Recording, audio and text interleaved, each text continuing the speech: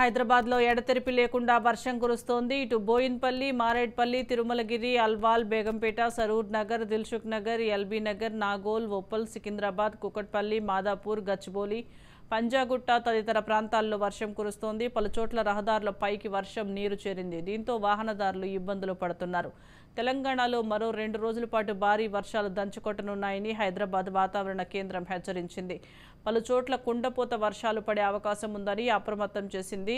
ఇటు తెలంగాణలోని 9 జిల్లాలకు ఆరెంజ్ అలర్ట్ను జారీ చేసింది.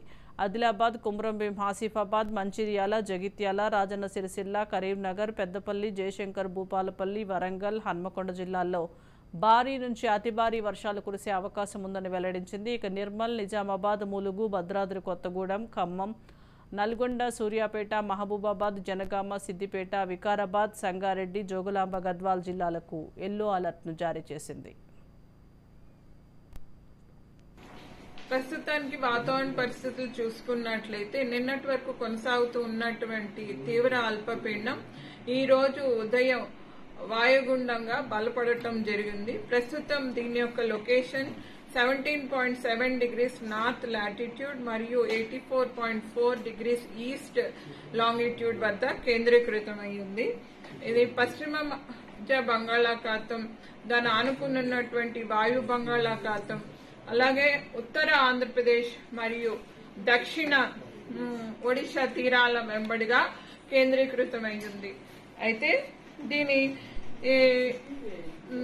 దిశ చూసుకున్నట్లయితే ఇది పశ్చిమ వాయు దిశగా కదిలే అవకాశాలు ఎక్కువగా కనిపిస్తున్నాయి.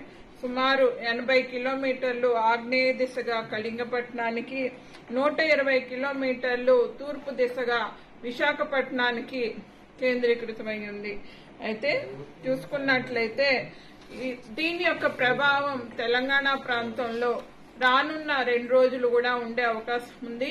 ఈ రోజు రేపు తెలంగాణ ప్రాంతానికి రెడ్ వార్నింగ్స్ జారీ చేయగా ఎల్లుండి హెవీ రెయిన్ఫాల్ వార్నింగ్స్ జారీ చేయడం జరిగింది.